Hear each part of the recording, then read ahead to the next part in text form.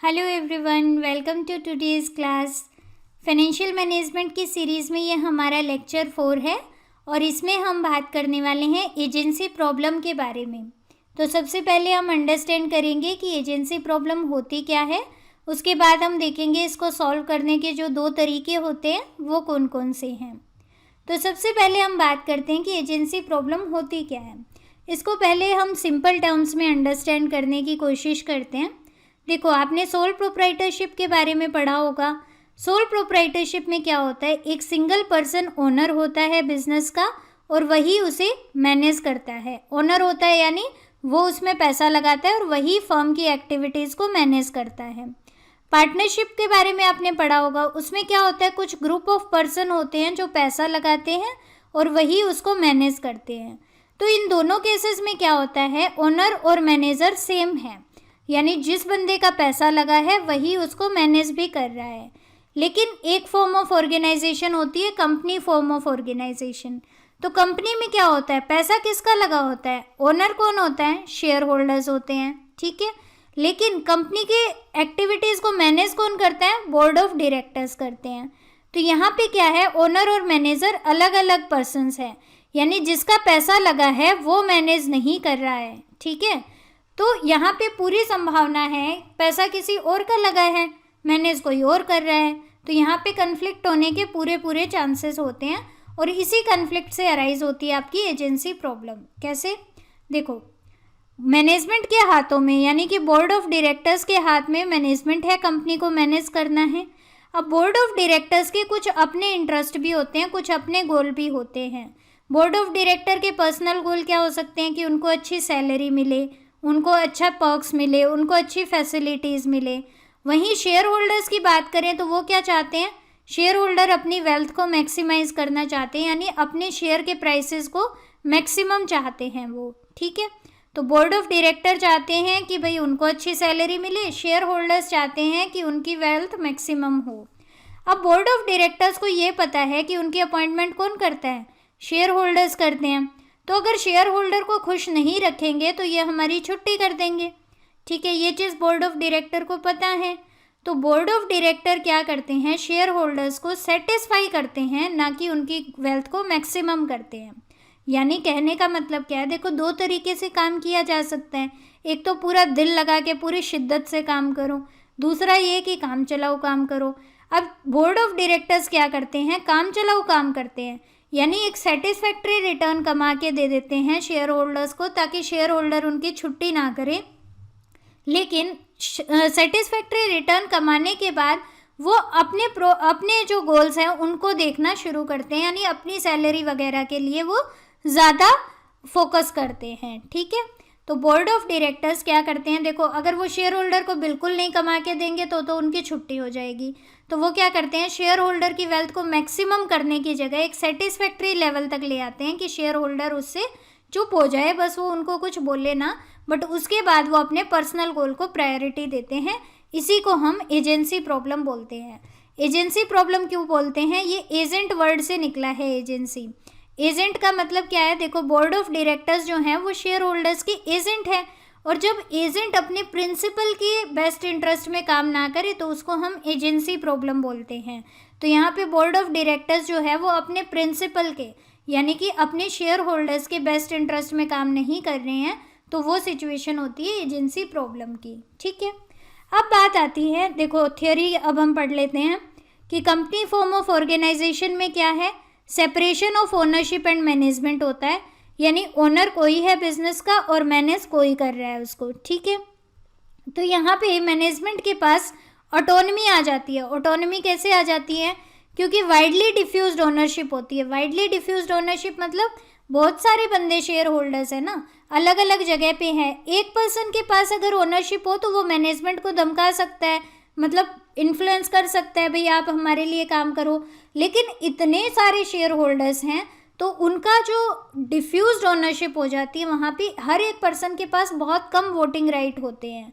Then वो scattered भी होते हैं शेयर होल्डर्स। कोई शेयर होल्डर दिल्ली में है, कोई मुंबई में है, कोई गुजरात में है, कोई कहीं है, ठीक है। अब इल ऑर्गेनाइज्ड भी होते हैं, यानी प्रॉपर कोई ऑर्गेनाइजेशन नहीं है उनकी। तो इस केस में क्या होता है कि मैनेजमेंट के ऊपर इतना इन्फ्लुएंस वो डाल नहीं पाते और मैनेजमेंट के पास काफ़ी ऑटोनमी आ जाती है, काफ़ी उनको फ्रीडम मिल जाती है काम करने की। अब फ्रीडम मिल जाती है तो उस केस में वो अपने इंटरेस्ट को देखने लग जाते हैं, ठीक है। तो वो क्या करते हैं, शेयर होल्डर को, उनको ये पता है कि शेयर होल्डर के पास वोटिंग राइट है, यानी वो उसको डिसमिस कर सकते हैं मैनेजमेंट को, अगर मैनेजमेंट अच्छा काम नहीं कर रही है। तो वो क्या करते हैं, सेटिस्फाई करने की कोशिश करते हैं मैनेजमेंट को, ना कि उनकी वेल्थ को मैक्सिमम करने की कोशिश करते हैं। यानी उनको इतना कमा के दे देते हैं कि वो एक सेटिस्फैक्ट्री रिटर्न हो, लेकिन जितना वो मैक्सिमम कर सकते हैं उतना वो शेयर होल्डर्स के लिए नहीं करते हैं। वो उसके बाद अपने पर्क्स, अपनी सैलरी को देखना शुरू कर देते हैं, ठीक है। तो होता क्या है, कन्फ्लिक्ट ऑफ इंटरेस्ट है किस किस के बीच में, एक तरफ जो मैनेजमेंट के गोल है और दूसरी तरफ जो शेयर होल्डर का वेल्थ मैक्सिमाइजेशन का गोल है, इनके बीच में कन्फ्लिक्ट ऑफ इंटरेस्ट होता है। यानी मैनेजमेंट का पर्सनल गोल है क्या है कि उनको अच्छी सैलरी और पर्क्स मिले, वहीं शेयर होल्डर क्या चाहते हैं कि उनका वेल्थ मैक्सिमम हो, यानी शेयर के प्राइस मैक्सिमम हो, ठीक है। अब देखो, इस ऑटोनमी की वजह से क्या होता है कि मैनेजमेंट जो है वो अपने गोल्स परस्यू करने लग जाती है शेयर होल्डर के गोल की जगह, ठीक है। तो यहाँ पे एजेंसी प्रॉब्लम की आपको डेफिनेशन दी गई है। Agency problem is the likelihood, यानी कि एक ऐसी पॉसिबिलिटी है कि managers may place their personal goals ahead of corporates goal और शेयर होल्डर्स वेल्थ मैक्सिमाइजेशन। यानी मैनेजर्स जो है वो अपने गोल को प्रायोरिटी देने लग जाएंगे शेयर होल्डर की वेल्थ को मैक्सिमाइज करने की जगह। उसको हम बोलते हैं एजेंसी प्रॉब्लम, ठीक है। तो आई होप ये चीज़ आपको क्लियर हो गई है। एजेंसी प्रॉब्लम का सिंपल मतलब ये है कि जो शेयर होल्डर्स हैं वो अपने गोल्स को देखने लग जाते हैं, ना कि शेयर होल्डर की वेल्थ को मैक्सिमम करने की कोशिश करते हैं, ठीक है। अब हम बात करते हैं कि शेयर होल्डर एजेंसी प्रॉब्लम तो हमने समझ ली। अब इस प्रॉब्लम को रिजॉल्व कैसे करें, प्रॉब्लम है तो उसका सोल्यूशन भी होगा। तो देखो, प्रॉब्लम को सॉल्व करने का मतलब क्या है, पहले तो आप ये समझो। एजेंसी प्रॉब्लम को सॉल्व करने का मतलब है ये इंश्योर करना कि जो शेयर होल्डर्स, जो बोर्ड ऑफ डायरेक्टर्स हैं, वो शेयर होल्डर के बेस्ट इंटरेस्ट में काम करें। अगर हम ये इंश्योर कर पाते हैं तो फिर इसका मतलब है एजेंसी प्रॉब्लम आपकी सॉल्व हो गई, ठीक है। अब ये कैसे सॉल्व किया जाता है, उसके दो तरीके होते हैं, एक मार्केट फोर्सेस के ज़रिए और दूसरा एजेंसी कॉस्ट के ज़रिए। मार्केट फोर्स में भी दो तरीके हैं, एक सिक्योरिटी मार्केट पार्टिसिपेंट्स का बिहेवियर, दूसरा है होस्टाइल टेक ओवर। इसी तरह से एजेंसी कॉस्ट में 4 कॉस्ट आती है, monitoring cost, bonding cost, opportunity cost और स्ट्रक्चरिंग कॉस्ट। इन चारों के बारे में भी हम देखेंगे, इन दोनों तरीकों के बारे में भी हम देखेंगे। आई नो अभी ये बड़े बड़े नाम देख के आपको कुछ नहीं समझ आया होगा, डोंट वरी, हम इनको बहुत सिंपल टर्म्स में अंडरस्टैंड करेंगे। तो पहले देखिए आप मार्केट फोर्सेस के जरिए एजेंसी प्रॉब्लम को कैसे सॉल्व करते हैं। आपको दिमाग में ये रखना है, एजेंसी प्रॉब्लम सॉल्व करने का मतलब क्या है। एजेंसी प्रॉब्लम सॉल्व करने का मतलब है ये इंश्योर करना कि board of director share holder के बेस्ट इंटरेस्ट में काम करे, यानी शेयर होल्डर की वेल्थ को मैक्सिमाइज करे, यानी शेयर प्राइस को मैक्सिमाइज करे, ठीक है। ये चीज़ आपको बिल्कुल दिमाग में बिठा लेनी है, ठीक है। अब ये होता कैसे है, मार्केट फोर्सेस में दो तरीके हैं। पहला देखो है behaviour of security market participants. Security market participants का यहाँ मतलब है शेयर होल्डर्स। देखो, शेयर होल्डर्स खास तौर पे इंस्टीट्यूशनल इन्वेस्टर जो होते हैं, जो बड़े इन्वेस्टर होते हैं, जैसे कि LIC है, GIC है, UTI है या म्यूचुअल फंड्स वाली है, ये क्या होते हैं, ये बड़े इन्वेस्टर होते हैं। इनकी ऐसे हिस्सेदारी होती है, जैसे 15% हिस्सेदारी है, 20% ओनरशिप है, 25% ओनरशिप है। तो इनका काफ़ी मतलब से होता है, काफ़ी राइट होते हैं इनके पास। तो ये अपने वोटिंग राइट्स को यूज़ करते हैं, उस मैनेजमेंट को हटा देते हैं जो अच्छा काम नहीं कर रही और उस मैनेजमेंट को ले आते हैं जो अच्छा काम करे, यानी जो शेयर होल्डर की वेल्थ को मैक्सिमम बनाए।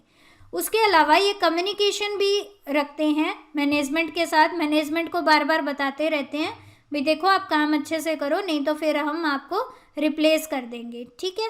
तो शेयर होल्डर्स का बिहेवियर जो है वो ये इंश्योर करता है कि मैनेजमेंट शेयर होल्डर के लिए काम करे, क्योंकि अगर शेयर होल्डर का डर उनको रहेगा तो वो शेयर होल्डर के लिए वर्क करेंगे, ठीक है। दूसरी चीज़ आती है hostile takeover. Hostile takeover का मतलब क्या है, देखो टेक ओवर का मतलब क्या, बड़ी मछली छोटी मछली को खा जाती है, यानी कि एक बड़ी फर्म है A, इसने B को टेक ओवर कर लिया, ठीक है। तो बड़ी मछली ने छोटी मछली को खा लिया। अब एक तो होता है फ्रेंडली टेक ओवर, जो जिसमें दोनों की रजामंदी होती है, दोनों की सहमति होती है। लेकिन ये है hostile takeover. Hostile takeover का मतलब क्या है कि बी चाहती नहीं थी ए फर्म के अंदर आना, लेकिन उसे मजबूरी में आना पड़ा। That is hostile takeover. अब देखो एक बात मुझे बताओ, ए कंपनी बी कंपनी को टेक ओवर क्यों करना चाहेगी? अगर ए कंपनी को ये लगता है कि बी कंपनी की मैनेजमेंट खराब है, बी कंपनी वैसे तो बहुत अच्छी है लेकिन इसकी मैनेजमेंट खराब है, अगर हम इसकी मैनेजमेंट सुधार दें तो बी कंपनी बहुत अच्छा परफॉर्म कर सकती है, तो ए कंपनी बी को टेक ओवर कर लेगी। ठीक है ना? अगर ए कंपनी को ये लगता है कि बी की मैनेजमेंट सुधार दी जाए तो वो कंपनी अच्छा परफॉर्म कर सकती है, तो वो बी को टेक ओवर कर लेगी। अब देखो जो बी फर्म है, मान लो यहाँ पे एजेंसी प्रॉब्लम है, यानी कि यहाँ पे क्या होगा, शेयर होल्डर के गोल को प्रायोरिटी नहीं मिल रही है, यानी शेयर के प्राइस मैक्सिमम नहीं है, शेयर के प्राइस यहाँ पे कम होंगे, तो ए फर्म के लिए इंसेंटिव हो जाएगा कि बी फर्म को आप खरीद लो क्योंकि इनके शेयर के प्राइस कम हैं। अगर शेयर के प्राइस यहाँ पे कम है तो ए फर्म को सस्ता मिल रहा है बी फर्म, समझ गए? तो शेयर प्राइसेस कम होने की वजह से बी फर्म को हमेशा हॉस्टाइल टेक ओवर का डर रहेगा। अगर बी फर्म के शेयर प्राइसेस सही प्राइस्ड हैं तो ए फर्म उसको कभी भी नहीं लेगी। क्यों नहीं लेगी? क्योंकि फिर इनको फ़ायदा क्या है? ए फर्म को फ़ायदा तो तभी है ना जब कम प्राइस पे मिल रहे हों बी के शेयर्स, तब ये इसको परचेज़ कर लेगी। आई होप ये चीज़ आप समझ गए हो कि अगर कोई फर्म की मैनेजमेंट अच्छा परफॉर्म नहीं करती है तो वहाँ पे उनको डर रहेगा हॉस्टाइल टेक ओवर का, क्योंकि अगर वो शेयर होल्डर्स के बेस्ट इंटरेस्ट में वर्क नहीं करेगी तो शेयर प्राइस कम होंगे, शेयर प्राइस कम होंगे तो दूसरी फर्म के पास इंसेंटिव है उस फर्म को टेक ओवर कर लेने का, और अगर ए ने बी को टेक ओवर कर लिया तो बी की मैनेजमेंट की छुट्टी तो पक्का है, क्योंकि उनको यही तो लगता है कि बी की मैनेजमेंट अच्छी नहीं है, तो सबसे पहले वो बी की मैनेजमेंट की ही छुट्टी करेंगे। तो इसलिए मैनेजमेंट इस चीज़ का ध्यान रखती है कि शेयर होल्डर की वेल्थ को मैक्सिमम रखा जाए। तो ये दो वजह हैं मार्केट फोर्सेस जिनकी वजह से मैनेजमेंट ये इंश्योर करती है कि शेयर होल्डर का वेल्थ मैक्सिमम रहे, क्योंकि एक तो वोटिंग राइट की वजह से कि उनको हटा दिया जाएगा, दूसरा अगर उनकी शेयर होल्डर का वेल्थ मैक्सिमम नहीं है यानी शेयर प्राइस अच्छे नहीं हैं तो उनको टेक ओवर कर लिया जाएगा, और अगर हॉस्टाइल टेक ओवर होता है तो उनकी छुट्टी हो जाएगी। ठीक है, तो ये तो था मार्केट फोर्सेस के जरिए हम कैसे रिजॉल्व करते हैं। दूसरी बात आती है कि एजेंसी कॉस्ट के जरिए आप कैसे इवॉल्व करते हो। एजेंसी कॉस्ट का मतलब होता है cost incurred by share holders और ओनर्स ऑफ द ऑर्गेनाइजेशन, यानी कि शेयर होल्डर्स इस कॉस्ट को बियर करते हैं, शेयर होल्डर वहन करते हैं ये कॉस्ट, किस लिए? ताकि एजेंसी प्रॉब्लम को हम हटा सकें। अब इसमें 4 तरह की कॉस्ट होती है। देखो मैंने आपको एक चीज़ बताई है और उसको आपको बराबर ध्यान रखना है कि एजेंसी प्रॉब्लम को सॉल्व करने का मतलब है ये इंश्योर करना कि आपकी मैनेजमेंट आपके बेस्ट इंटरेस्ट में काम करे। ठीक है, तो 4 तरह की एजेंसी कॉस्ट होती है, monitoring cost, bonding expenditure, opportunity cost और स्ट्रक्चरिंग एक्सपेंडिचर। इन कॉस्ट के जरिए ये इंश्योर किया जाता है कि मैनेजमेंट शेयर होल्डर के बेस्ट इंटरेस्ट में काम करे। ठीक है, तो मॉनिटरिंग कॉस्ट की हम बात करते हैं।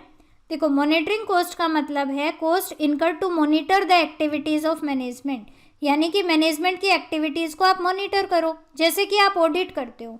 अब ऑडिट की कॉस्ट कंपनी बियर करती है यानी ओनर बियर करते हैं। ठीक है, ओनर का ही तो पैसा लगा है ना कंपनी में, तो ऑडिट हम किस लिए करवाते हैं? ताकि हमें पता लग जाए कि मैनेजमेंट कैसा काम कर रही है। ठीक है, तो ये कॉस्ट, देखो ऑडिट होता है तो मैनेजमेंट को भी तो डर रहता है ना कि हमारी गलती पकड़ी जाएगी, अगर हम शेयर होल्डर्स की बेस्ट पॉसिबल विश के अकॉर्डिंग वर्क नहीं करेंगे तो हमारी गलती पकड़ी जाएगी। तो मॉनिटरिंग कॉस्ट की वजह से क्या होता है कि शेयर होल्डर के बेस्ट इंटरेस्ट में मैनेजमेंट काम करती है। ठीक है, देन आता है बॉन्डिंग एक्सपेंडिचर। ये इंडिया में इतना पॉपुलर है नहीं कंसेप्ट, तो इसमें क्या होता है, एक बॉन्ड ले लेती है फर्म किसी भी थर्ड पार्टी से, उसके लिए पेमेंट कर देती है। जैसे ये मान लो कंपनी है, इस कंपनी में हमें एजेंसी प्रॉब्लम को दूर करना है, तो ये कंपनी जाएगी किसी थर्ड पार्टी के पास, जैसे मान लो ए के पास, इससे ये बॉन्ड ले लेती है, इसको पैसा दे देगी और ए कंपनी इसको बॉन्ड दे देती है। अब ए कंपनी क्या एश्योरेंस देती है, ए जो पर्सन भी हो सकता है, ये फर्म भी हो सकती है, ए जो है वो ये एश्योरेंस देता है इस कंपनी को कि अगर मैनेजमेंट के डिसऑनेस्ट एक्ट की वजह से आपको कोई भी नुकसान होता है तो उसकी भरपाई हम करेंगे। यानी अगर मैनेजमेंट आपके बेस्ट पॉसिबल इंटरेस्ट में काम नहीं करती है तो हम आपको उसकी भरपाई करके देंगे, ठीक है। तो ये होते हैं बॉन्डिंग एक्सपेंडिचर। इंडिया में इतना पॉपुलर नहीं है, लेकिन आप समझ गए ना कि इस बॉन्ड की वजह से ये इंश्योर हो जाता है कि शेयर होल्डर का इंटरेस्ट प्रोटेक्टेड रहे, ठीक है। देन आती है अपॉर्चुनिटी कॉस्ट। देखो ये बहुत टिपिकल पॉइंट है। अपॉर्चुनिटी कॉस्ट का मतलब क्या होता है कि आपने कोई डिसीजन लिया तो आपने क्या चीज़ फोरगो कर दी, क्या चीज़ आपने छोड़ दी, क्या बेनिफिट आपने छोड़ दिया, दैट इज़ अपॉर्चुनिटी कॉस्ट। जैसे मान लो आपके पास दो ऑप्शन है, एक तो आप हायर डिग्री ले लो उसके बाद आपको अच्छी सैलरी मिले, दूसरा ऑप्शन आपके पास ये है कि आप अभी की अभी एम्प्लॉयमेंट ले लो। इन दोनों में से आप क्या चूज़ करते हो? अगर आपने हायर स्टडीज़ को चूज़ किया तो उसकी अपॉर्चुनिटी कॉस्ट क्या है? कौन सी अपॉर्चुनिटी आपने मिस कर दी? आप अभी जॉब लग सकते थे, तो अभी जॉब करके जो पैसा आपको मिलने वाला था, जैसे सपोज 25,000 रुपये की जॉब आपको मिलने वाली थी, तो वो आपकी अपॉर्चुनिटी कॉस्ट है। क्योंकि आपने ये डिसीज़न लिया तो आपने ये डिसीज़न मिस कर दिया, ये अपॉर्चुनिटी मिस कर दी, तो वो आपकी अपॉर्चुनिटी कॉस्ट होती है। अब देखो एजेंसी कॉस्ट को प्रिवेंट करने के लिए क्या करते हैं हम, हायरार्की वगैरह बनाते हैं ऑर्गेनाइजेशन में, ताकि एक पर्सन की मनमानी ना चले। देखो बोर्ड ऑफ डायरेक्टर्स की बहुत ऑटोनॉमी होती है, तो उनको हम चेक करने के लिए क्या करते हैं, हायरार्की बना देते हैं। यानी एक ऐसा स्ट्रक्चर बना देते हैं कि बोर्ड ऑफ डायरेक्टर के ऊपर चेक एंड बैलेंसेस बने रहे, ठीक है। तो उस चीज़ को हमने बनाया तो किस लिए है कि हमारी एजेंसी प्रॉब्लम ना रहे, ठीक है। हमने बनाया तो इसलिए कि हमारी एजेंसी प्रॉब्लम ना रहे, लेकिन उसका नुकसान क्या होता है, इस हायरार्की बनाने का नुकसान ये होता है कि हम जल्दी से डिसीज़न नहीं ले पाते। क्योंकि आपको पता है जहाँ पे हायरार्की है, एक तो एक ही पर्सन को डिसीज़न लेना है, दूसरा ये है कि कई लोगों को मतलब एक लेवल पे जाएगा डिसीज़न, फिर दूसरे पे, फिर तीसरे पे, तो वो चीज़ ज़्यादा मुश्किल हो जाती है, ठीक है। तो अपॉर्चुनिटी कॉस्ट यहाँ पे ऑर्गेनाइजेशन को बियर करनी पड़ती है, क्योंकि आपने हायरार्की बनाई है। तो जल्दी से अगर मार्केट में कोई ऐसी अपॉर्चुनिटी आती है जिसमें आपको जल्दी एक्ट करने की ज़रूरत है, लेकिन आप इस हायरार्की की वजह से कर नहीं पाते हो, तो ये आपकी अपॉर्चुनिटी कॉस्ट है कि आप उस अपॉर्चुनिटी को ले नहीं पाए। किस लिए नहीं ले पाए? क्योंकि आपने हायरार्की बनाई थी, और हायरार्की किस लिए बनाई थी? ताकि आप एजेंसी प्रॉब्लम को काउंटर कर सको, ठीक है। तो ये अपॉर्चुनिटी कॉस्ट है। देन आता है आपका स्ट्रक्चरिंग एक्सपेंडिचर। ये सबसे ज़्यादा पॉपुलर यूज़ होने वाली एक्सपेंडिचर है या एजेंसी कॉस्ट है। देखो इसमें क्या होता है कि हम ऑर्गेनाइजेशन में जो मैनेजमेंट है उसकी कंपनसेशन को स्ट्रक्चर करते हैं। कैसे स्ट्रक्चर करते हैं? इस तरह से स्ट्रक्चर करते हैं कि उनका जो कंपनसेशन है वो इस चीज़ पे डिपेंड करे कि वो शेयर होल्डर की वेल्थ को मैक्सिमम कर रहे हैं या नहीं कर रहे हैं। कैसे? देखो इसमें दो चीज़ें हैं, एक होता है इंसेंटिव प्लान, दूसरा होता है परफॉर्मेंस प्लान। इंसेंटिव प्लान का मतलब क्या होता है कि हम इंसेंटिव उनके इस तरह से कर देते हैं, यानी मैनेजमेंट का कंपनसेशन हम इस तरह से कर देते हैं कि उसको शेयर प्राइस के साथ टाई कर दिया।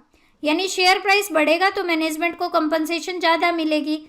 तो इस केस में मैनेजमेंट के पास इंसेंटिव रहेगा कि अगर हम शेयर प्राइस को बढ़ाएंगे तो हमें भी ज़्यादा मिलेगा। तो यहाँ पे एजेंसी प्रॉब्लम सॉल्व होगी ना, क्योंकि मैनेजमेंट अपना गोल अगर अचीव करना चाहती है, अगर वो ज़्यादा सैलरी चाहती है तो उनको शेयर प्राइस को बढ़ाना पड़ेगा। अगर शेयर प्राइस बढ़ेंगे तो उस केस में क्या होगा, शेयर होल्डर की वेल्थ मैक्सिमम होगी, ठीक है। तो इसके लिए हम यूज़ करते हैं स्टॉक ऑप्शन प्लान। ये आपने पढ़ा होगा। स्टॉक ऑप्शन प्लान का मतलब क्या होता है, हम मैनेजमेंट को स्टॉक दे देते हैं, यानी शेयर दे देते हैं। अब भाई आपके पास शेयर है, अगर आप उन शेयर के प्राइस बढ़ाओगे तो फ़ायदा तो आप ही को होगा ना। अगर मैंने मैनेजमेंट को मान लो 1000 शेयर दे दिए, अब इस शेयर का प्राइस 10 रुपये है अभी, अगर इसका शेयर का प्राइस 15 रुपये होता है तो उस मैनेजमेंट वाले बंदे को फ़ायदा होगा इस चीज़ का। तो वो कोशिश करेगा कि ज़्यादा से ज़्यादा स्टॉक का प्राइस बढ़े, यानी शेयर का प्राइस बढ़े, ठीक है। दूसरा आता है परफॉर्मेंस प्लान। परफॉर्मेंस प्लान का मतलब है कि इसमें हम मैनेजमेंट को कंपनसेशन देते हैं उनकी परफॉर्मेंस के अकॉर्डिंग। परफॉर्मेंस अब कई तरीके से मेज़र की जा सकती है, जैसे अर्निंग पर शेयर के हिसाब से, growth in earning per share के हिसाब से। भाई आपने अर्निंग पर शेयर इतना कमा के दिया है तो हम आपको इतना प्रॉफिट देंगे, ठीक है। इसी तरह से उनको बोनस भी दिया जा सकता है कि एक इस लेवल से ऊपर अगर प्रॉफिट होगा तो हम आपको कैश बोनस देंगे। देखो इंसेंटिव प्लान के अंदर क्या होता है, हम शेयर प्राइस के साथ टाई कर देते हैं मैनेजमेंट की कंपनसेशन को। तो यहाँ पे क्या होता है, शेयर प्राइस कई चीज़ों पे डिपेंड करता है, सिर्फ ये तो नहीं है मैनेजमेंट के हाथ में है। कई बार कुछ अनकंट्रोलेबल फैक्टर होते हैं जिनकी वजह से शेयर के प्राइस ऊपर जाते हैं या नीचे आते हैं, तो वहाँ पे मैनेजमेंट को नुकसान भी हो सकता है और प्रॉफिट भी हो सकता है। ठीक है, तो इंसेंटिव प्लान के अंदर हम क्या करते हैं, उनको शेयर दे दिए। अब शेयर दे दिए तो ऑब्वियस बात है कि अगर शेयर के प्राइस बढ़ेंगे तो उस केस में उनका कंपनसेशन बढ़ेगा, तो वो कोशिश करेंगे कि शेयर प्राइस बढ़े। इसी तरह से परफॉर्मेंस प्लान में हम उनकी परफॉर्मेंस के अकॉर्डिंग उनको इंसेंटिव देते हैं, भाई इतना ईपीएस कमा के दोगे तो आपको इतना प्रॉफिट मिलेगा। ठीक है, तो आज जो भी हमने डिस्कस किया है उसको मैं अगर क्विकली समराइज करूँ तो हमने पहले ये देखा कि एजेंसी प्रॉब्लम होती क्या है। एजेंसी प्रॉब्लम क्या होती है कि हम शेयर होल्डर्स, ये पॉसिबिलिटी कि जो बिजनेस के बोर्ड ऑफ डायरेक्टर्स हैं, कंपनी के बोर्ड ऑफ डायरेक्टर्स हैं, वो अपने इंटरेस्ट को प्रायोरिटी देंगे इंस्टेड ऑफ शेयर होल्डर के इंटरेस्ट को। ठीक है, ये होती है एजेंसी प्रॉब्लम। अब बात आती है कि एजेंसी प्रॉब्लम को सॉल्व कैसे किया जाए। तो दो तरीके हमने देखे। पहले हमने देखा मार्केट फोर्सेस के थ्रू। उसमें क्या था कि एक तो board of directors share holders अपना वोटिंग राइट यूज़ करें, दूसरा हॉस्टाइल टेक ओवर का मैनेजमेंट को डर रहता है। ठीक है, उसके बाद दूसरा तरीका क्या है, एजेंसी कॉस्ट के ज़रिए। एजेंसी कॉस्ट में 4 तरह की कॉस्ट थी, हमने डिस्कस किया था। उसमें 4 कॉस्ट आपकी मेन आती है। एक तो आती है मॉनिटरिंग कॉस्ट आपके लिए, दूसरी आती है आपके पास बॉन्डिंग एक्सपेंडिचर, तीसरी अपॉर्चुनिटी कॉस्ट और चौथा स्ट्रक्चरिंग एक्सपेंडिचर। थोड़ा सा ये कंसेप्ट जो है वो टिपिकल रहता है फाइनेंशियल मैनेजमेंट के अंदर, बट इसमें अगर आप बेसिक कंसेप्ट समझ गए हो कि एजेंसी प्रॉब्लम होती क्या है और उसको सॉल्व करने का मतलब क्या है, ये चीज़ अगर आपने पकड़ ली कि एजेंसी प्रॉब्लम सॉल्व करने का मतलब है ये इंश्योर करना कि मैनेजमेंट बोर्ड ऑफ डायरेक्टर्स जो हैं वो बेस्ट इंटरेस्ट में काम करे, किसके, शेयर होल्डर्स के, ना कि अपने। ठीक है, तो ये चीज़ अगर आपने पकड़ ली तो आपको पूरा जो कंसेप्ट है वो आराम से समझ में आ जाएगा। ठीक है, तो आज के लेक्चर में इतना ही है। I will meet you in the next lecture. Thank you so much for your time. Have a good day.